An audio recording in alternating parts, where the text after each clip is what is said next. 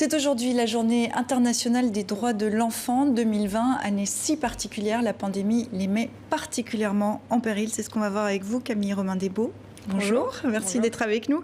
Vous êtes la directrice de l'association humanitaire Vision du Monde. Quelques chiffres pour commencer. Un enfant sur 6 dans le monde vit dans l'extrême pauvreté.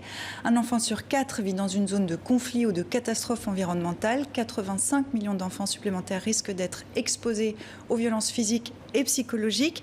En cette période de pandémie, quels sont les risques supplémentaires concernant les enfants ?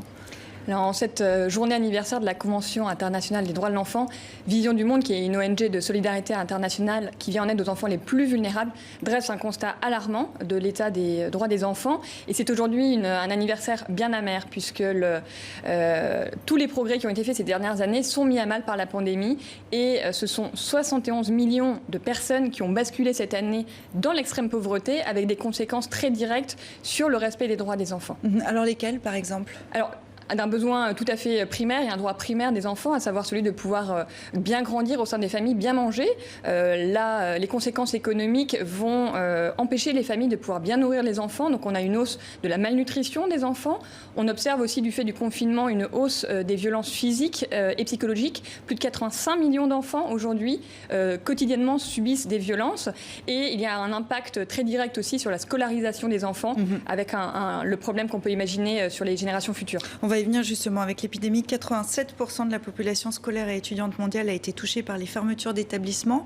Vous estimez, je crois, que près de 10 millions d'enfants risquent d'abandonner l'école en raison de l'extrême pauvreté que vous évoquiez. Là, vous diriez qu'on est face à une crise éducative de grande ampleur, sans précédent ? Sans précédent, et ce sont tous les progrès, tous les efforts réalisés ces dernières années. On avait plutôt des signaux encourageants sur la question de l'éducation. La pandémie rebat complètement les cartes et vient exacerber les inégalités. Donc des millions d'enfants, du fait de la fermeture des écoles, restent à la maison, avec bien sûr une privation directe d'éducation, avec aussi un problème qui est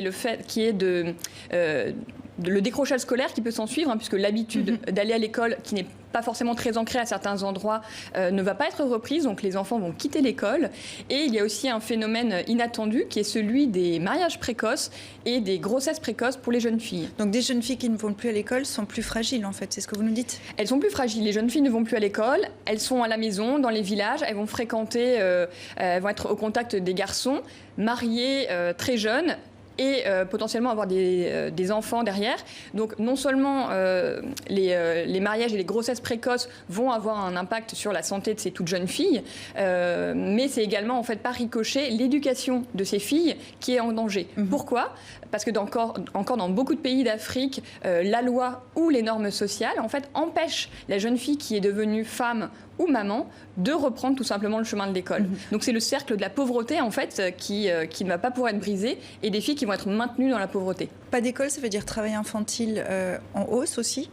Oui, on observe également une hausse du travail infantile. World Vision voit déjà ce phénomène à l'œuvre, puisque les parents ne peuvent plus se rendre dans les marchés sont fermés.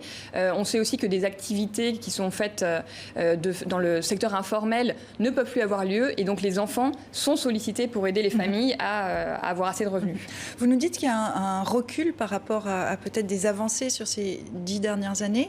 Est-ce qu'on pourra revenir en arrière, parce qu'on parle d'une période très courte, elle aura des conséquences à quel terme ? Alors, on estime qu'il va y avoir des conséquences à très long terme, mais les ONG, les associations se mobilisent. Donc, des associations comme Vision du Monde essayent de faire en sorte que les progrès puissent reprendre, qu'on puisse remettre les enfants sur le chemin de l'école. Donc, on va essayer de trouver des solutions adaptées aux différents contextes. Comment, par exemple ? Comment on peut les aider ? En Birmanie, par exemple, on va faire en sorte qu'il y ait des tout petits groupes qui puissent se rendre dans les maisons pour que l'école arrive à la maison. Donc ça, c'est une forme d'aide, mais on va aussi également encourager